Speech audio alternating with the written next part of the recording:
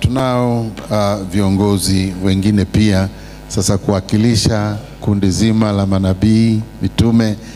Nabii Malisa, tafadhali karibu utupe salamu za rambirambi. Amen. Yu hai leo. Yesu yu hai leo. Na wasalimu katika jina la Yesu Kristo kwa unyenyekevu mkubwa sana mbele ya wazee. Namshukuru sana Mungu kwa nafasi ya kipekee makamu askofu mkuu wa TAG pamoja na katibu, lakini spika wa bunge. Mungu awabariki sana. Najisikia aibu kusimama mbele ya wazee. Askofu umeanza kunyoosha injili, lakini pia kwa askofu mkuu wa kanisa la FPTC. Mimi nimebatizwa mwaka wa 92 kanisa la FPTC, Free Pentecostal Conference Swedish zamani, chini ya askofu Andrea Lolo ndio aliyenibatiza mwaka 92. Mimi nimshukuru Mungu kwa niaba kwa ajili ya vitu vichache. Ni cha kwanza nimemfahamu baba askofu Emmanuel Lazaro mwaka 1998. Niliwahi kwenda kanisani pale Revival. Ilikuwa siku ya Jumatano mwezi wa 10 mwaka 98. Ilikuwa ibada ya Jumatano. Katika ule wito na ile kutaka kujua mapenzi ya Mungu, bahati nzuri nikapata nafasi baada ya ibada ya Jumatano, nikaweza alinipa kama dakika 3 hivi. Akaingia ofisini, nakumbuka mpaka ofisi yake ilikuwa unaingia mlangoni, alafu kiti chake kilikuwa hapa. Kwa mimi nikaingia upande nikakaa, alikuwa huku. Kwa hiyo nikamwambia, baba na wito mkubwa sana, naomba uniambie hivi na mapepo au na nini?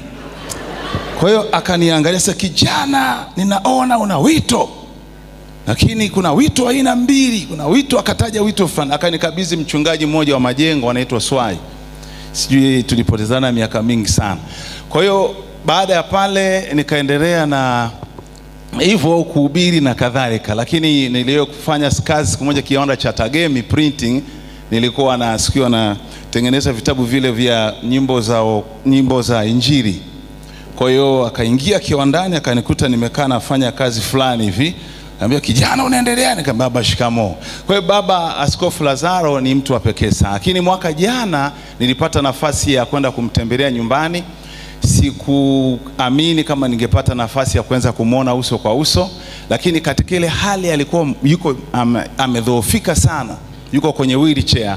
Nikapata nafasi ya kupiga magoti, lakini maneno mazito sana aliyaongea ya kinabii kwa namna isiyo ya kawaida. Wakati namuelezea, tulikuwa na kaka yangu Godson, katika kumuelezea, naomba niombee utumishi, akasema kwa sauti ya chini sana, akasema, nyamaza na mimi nimsikize Mungu anasema nini. Aliongea maneno mazito sana, na kilichonigusa ni kwamba alikuwa anaomba mpaka ananena kwa lugha na akitoa machozi akiwa kwenye wheelchair mwaka jana. Hicho kilinigusa sana, nikajua tunakaa. Lakini aliongea neno moja, akasema, watumishi wa siku za leo mko kwenye mapingamizi makubwa sana katika utumishi. Haya ni maneno ya mwisho aliongea yaliyogusa sana maisha yangu. Na baada ya kupata msiba, niliweza tukatoa na sisi rambirambi zetu, nilikabidhi mapema kabisa. Kwa hiyo naamini kabisa sisi vijana wa leo, injili na mambo mengi, lakini tuna misingi kutoka kwa wazee wetu na tutainyosha. Sema. Kwa hiyo vijana tunaendelea vizuri, na mimi nimepita kwenye mikono salama ya wazee, akiwa kwa askofu Zakaria Kakobe amenifundisha sana. Kwa hiyo tutawadhibiti. Lazima injili pamoja, mafunuo yatakuwepo, lakini msingi ni katika neno la Mungu. Yesu lazima atajwe katika kila kitu. Na nilikuwa nasumbua, nikasema lazima niimbe kapambio, yu hai leo. Mimi na wimbo, Yesu yu hai leo, Yesu yu hai leo, Yesu yu hai leo, sifiwe.